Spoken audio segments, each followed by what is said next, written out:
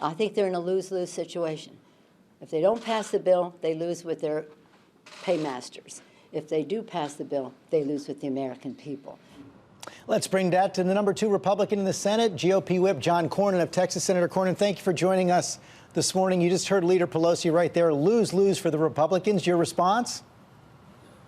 This is good news for the American people. We're going to get the economy roaring back again and improve pay and increase jobs and make America more competitive in the global economy, as well as simplifying the tax code and giving everybody in every tax bracket a tax cut. So this is good news any way you cut it. Is this a done deal? Do you have the votes even if Senator McCain is not able to vote this week? Well, I won't speculate on Senator McCain's health. We hope he comes back, but I'm confident we'll pass this bill probably on Tuesday. So you think you have the votes right now. There's a lot more scrutiny of the bill, which was just released on Friday in these final hours, including an article in the International Business Times, which just came out yesterday, showing that a last-minute tax break, which was not included in either the House or the Senate provision, could bring millions of dollars to President Trump and other Republicans who get a lot of money from the real estate income through LLCs. Our next guest, Senator Chris Van Hollen, has responded to that, saying that slipping in a last-minute provision that could give even more of a windfall to people like President Trump and some Republicans in Congress is unconscionable. It's not too late for my colleagues to do the right thing. Will you remove that provision? Well, our Democratic colleagues simply didn't refuse to participate in the process. We probably could have made it better if they had, but we were determined to get this job done, to cut taxes, to reform the tax code for the first time in 30 years. This will benefit hardworking American families, people in the lower income tax brackets, and everybody in every tax bracket will see a tax cut. So picking out one piece in a 1,000-page bill and saying, well, this is going to benefit somebody, I just think takes the whole bill out of context. Well, but except that this provision wasn't included either the House or the Senate bill. It apparently was added at the last minute. Why was that done? Why was it necessary to include that provision? Well, we were working very hard. It was a very intense process. As I said, the Democrats didn't refuse to participate. And what we've tried to do is cobble together the votes we needed to get this bill passed, at the same time maintaining the integrity of the largest tax cuts we're going to be seeing since 1986. So is that how you got Senator Corker with this provision? Well, the particular provision you're talking about, honestly, is just one piece of a 1,000-page bill, which is going to grow the American economy.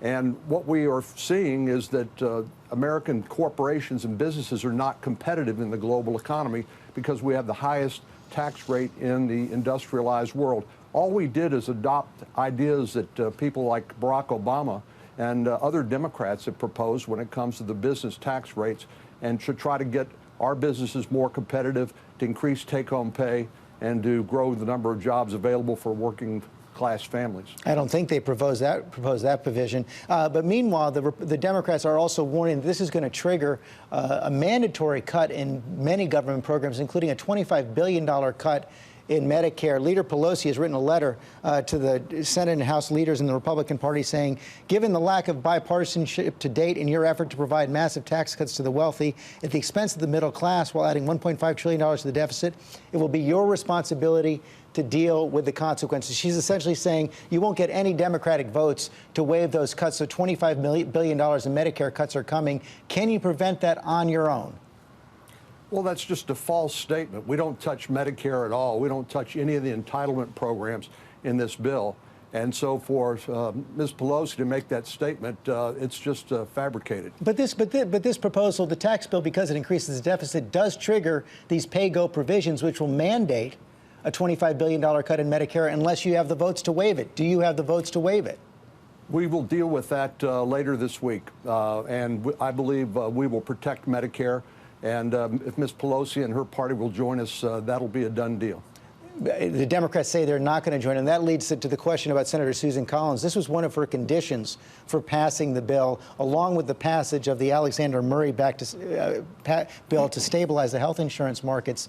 Do you have her vote, even if those provisions are not guaranteed?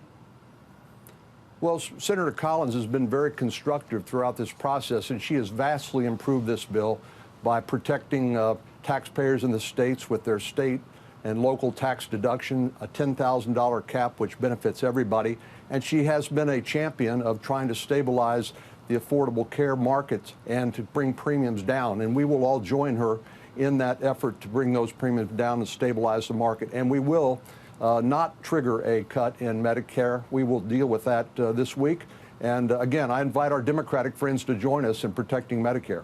It looks like the Democrats are not going to be there on the tax bill. And back in 2010, when Republicans did not vote along with Obamacare, you warned the Democrats against passing the Obamacare on a party line vote in reconciliation. Let's take a look.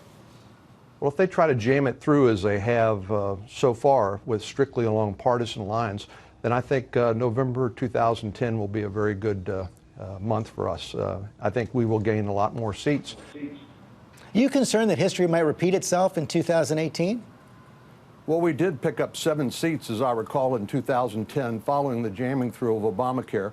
But this was done through the regular legislative process, markup in the Finance Committee and on the floor of the United States Senate. As I said, our Democratic colleagues had every chance to participate and simply refused. And it's not too late for them to join us in passing this massive tax cut and tax reform bill, which will help awaken the sleeping giant of the American economy. They can do that on Tuesday, and I hope some of them will. It doesn't appear that any of them will, but they are banking on the fact that they think this is going to help them in 2018. Also looking to those results on Tuesday out of Alabama, where Roy Moore, the Republican candidate, lost. Of course, you were not a fan of Roy Moore in that campaign. Do you think the GOP dodged a bullet with that loss?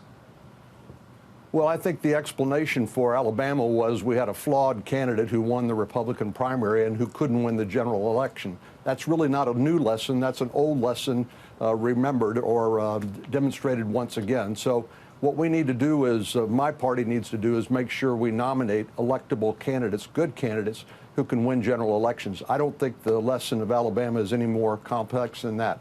Flawed candidate, couldn't win the general election. Does that mean that Steve Bannon has to back off?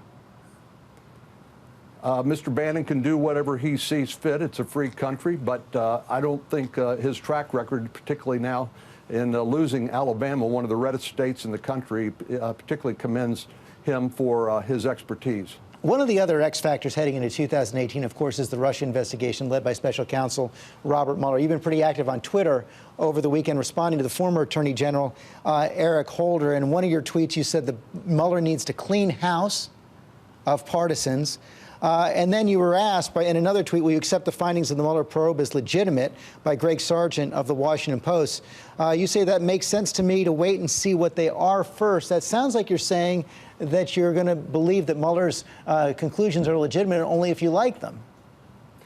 Well, no, that's not true. I have a lot of admiration and respect for Director Mueller, but I would think he would want to eliminate challenges to the integrity of his investigation by eliminating agents who have taken positions either in text messages or through their political activity that undermine the integrity those people have been taken off the results of the investigation. investigation.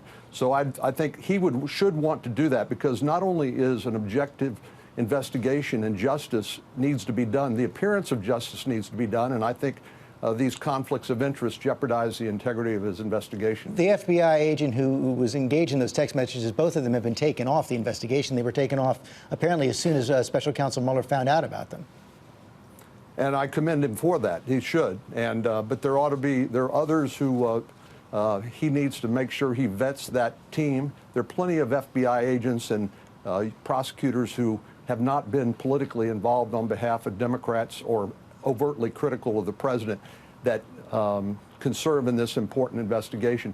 So I have confidence in Director Mueller. I would just think he would be concerned about the appearance of conflicts of interest that would undermine the integrity of the investigation. It appears that some of the president's allies in the Congress are starting to lay the groundwork for him to fire Robert Mueller. What would that mean if the president fired the special counsel? I've read that the president's own lawyer says that's not going to happen. I think that would be a mistake myself. Senator Cornyn, thanks for your time this morning. Thank you. Hi, everyone. George Stephanopoulos here. Thanks for checking out the ABC News YouTube channel. If you'd like to get more videos, show highlights, and watch live event coverage, click on the right over here to subscribe to our channel. And don't forget to download the ABC News app for breaking news alerts. Thanks for watching.